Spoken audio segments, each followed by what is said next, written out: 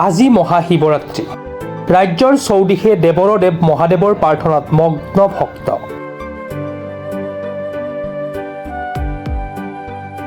কামৰূপৰ মলং গেজিং ৰিজাৰ্ভৰ নিৰাকাৰ আশ্ৰমত পুৱাৰে পৰা ভক্তৰ ভিৰ।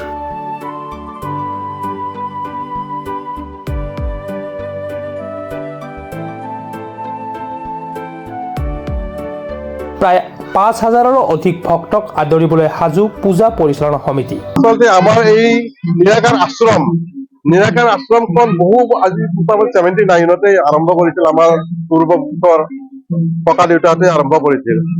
সেই 79ৰ পৰাই যিটো আয়োজন কৰি আজি এইখিনি পৰ্যায় পাইছে আৰু ইয়াৰ এনেকুৱা মাহাত্ম্য আছে, য'ত নেকি ইয়াতে যদি কোনোবাই ভাবিছে যে মই কিবা এটা বহুত প্ৰব্লেমৰ সমস্যাত পৰি আছো, তাক যদি ইয়াতে অলপ পূজা অৰ্চনা কৰি গৈ তেওঁ নিশ্চয় সমাধান হ'ব। আৰু সেইকাৰণে দিনক দিনে আমাৰ মানে ভক্ত বাঢ়ি গৈ আছে।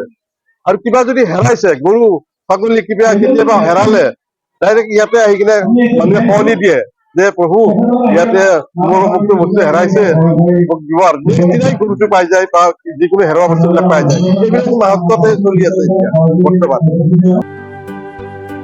চাংচাৰিৰ পৰা খৰ্গেশ্বৰ নাথৰ প্ৰতিবেদন, প্ৰাতঃ টাইম ডিজিটেল। শদিয়াৰ পৰা ধুবুৰীলৈ, বৰাকৰ পৰা ব্ৰহ্মপুত্ৰলৈ সকলোৰে মাজত চিনাকি এটা নাম প্ৰাতঃ টাইম।